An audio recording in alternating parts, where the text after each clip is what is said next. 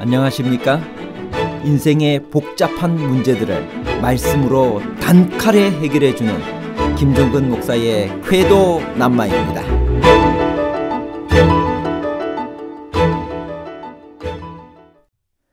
에스라 6장 14절에 왕과 조서가 단수인 것은 조서들의 내용이 다 동일하기 때문인가요? 아니면 새 왕이 조서를 내렸지만 그 일은 하나님의 명령으로 진행된 것임을 밝히고 있는 것인가요? 조서 내용의 동일과 하나님의 명령에 관한 복잡한 문제를 하나님 말씀의 가르침으로 명쾌하게 해결해 드리겠습니다. 성전 재건은 하나님의 명령에 의한 것이었나요? 아니면 왕들의 조서에 의한 것이었나요? 또 어떻게 후대 왕의 조서 전에 선왕 시대에 끝났나요? 에스라 6장 14절에서 15절입니다. 유다 사람의 장로들이 선지자 학개와 이또의 손자 스가랴의 권면을 따랐으므로 성전 건축하는 일이 형통한지라. 이스라엘 하나님의 명령과 바사왕 고레스와 다리오와 아닥사스다의 조서를 따라 성전을 건축하며 일을 끝내되 다리오 왕 제6년 아달월 3일에 성전 일을 끝내니라. 일단 다리오의 조서가 내리자 성전 재건 사업은 일사천리로 진행되었습니다. 그리하여 다리오 왕 제6년 아달월 3일에 성전 일이 끝났습니다. 이때가 BC 515년 3월 12일입니다. 그리고 그해 4월 21일에 봉헌식을 하기에 이릅니다. 그런데 성전 건축을 전하는 에스라의 본문은 그리 간단하지가 않습니다. 매우 주의 깊은 관찰이 필요한 본문이 바로 에스라 6장 14절입니다. 이 구절은 이스라엘 하나님의 명령과 바사왕 고레스와 다리오와 아닥사스다의 조서를 따라 성전을 건축하며 일을 끝내되라고 합니다. 이 구절은 여러 가지 면에서 의미심장합니다. 왜냐하면 풀어야 할 여러 문제들을 안고 있기 때문입니다. 그 문제들은 다음과 같습니다. 첫째, 새 왕을 언급하면서도 왕들이라는 복수가 아니라 왕이라는 단수를 씁니다. 둘째, 새 왕이 내린 조서를 언급하면서 조서들이 아니라 조서라는 단수를 씁니다. 셋째, 새 왕이 내린 하나의 조서를 하나님의 명령과 동일시하고 있습니다. 넷째, 14절은 고레스, 다리오, 아닥사스다가 내린 조서에 따라 성전이 건축되었다고 하는데 15절은 정작 일이 끝난 것은 다리오 때라고 합니다. 우선 왕과 조서가 단수인 것은 세 왕이 내린 세 번의 조서를 하나로 보는 것을 의미합니다.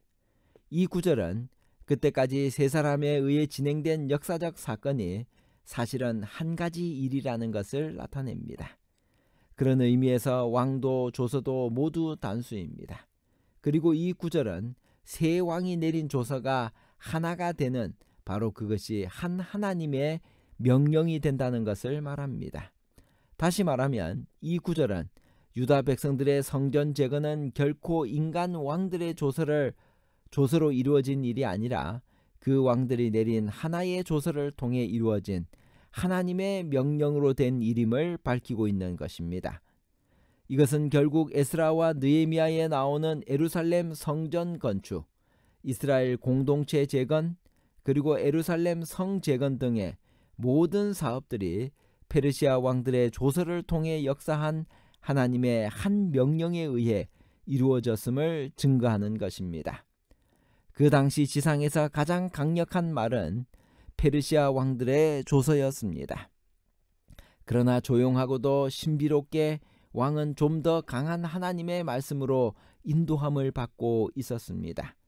하나님은 그의 명령을 이루기 위하여 왕들과 통치자들의 결정을 사용하신 것입니다. 그러면 14절과 15절의 충돌은 어떻게 이해해야 할까요? 14절은 분명히 고레스와 다리오와 아닥사스다의 조서를 따라 성전 일을 끝냈다고 했는데 15절은 아닥사스다 이전인 다리오 왕 때 이미 끝났다고 하지 않나요?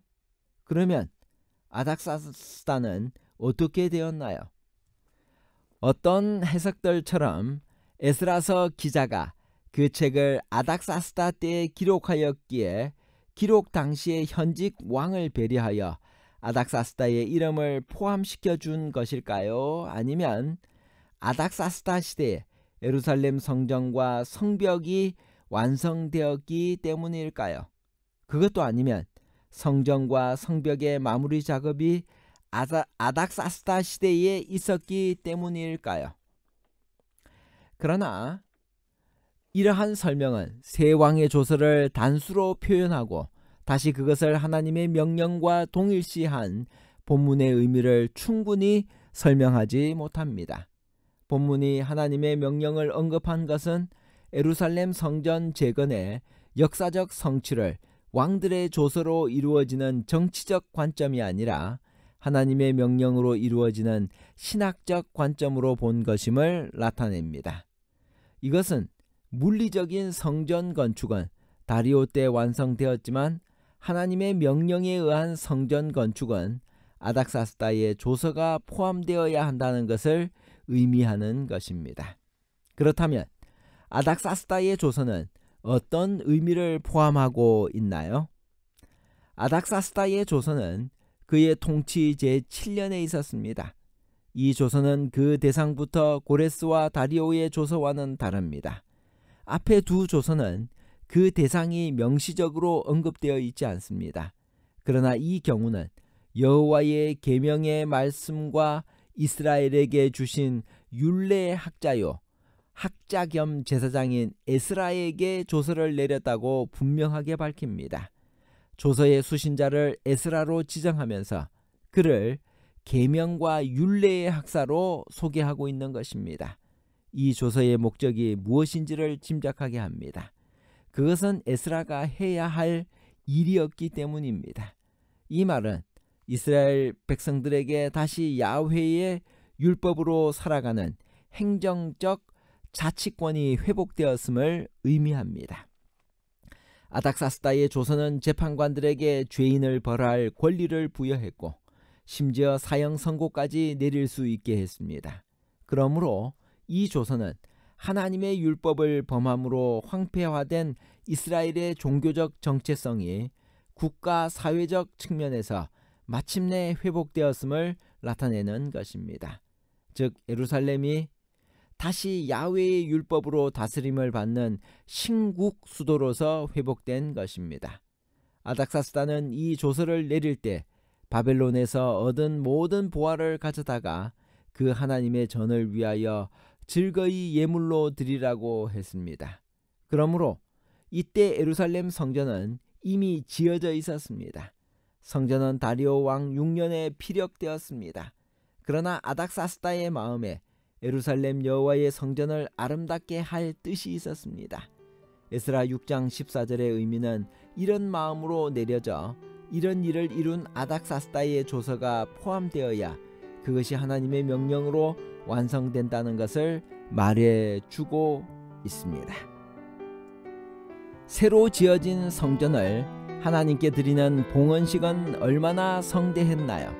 에스라 6장 16절에서 18절 이스라엘 자손과 제사장들과 레위 사람들과 기타 사로잡혔던 자의 자손이 즐거이 하나님의 성전 봉헌식을 행하니 하나님의 성전 봉헌식을 행할 때 수소 100마리와 순양 200마리와 어린 양 400마리를 드리고 또 이스라엘 지파의 수를 따라 순염소 12마리로 이스라엘 전체를 위하여 속죄제를 드리고 제사장을 그 분반대로 레위 사람을 그 순차대로 세워 예루살렘에서 하나님을 섬기게 하되 모세의 책에 기록된 대로 하게 하니라.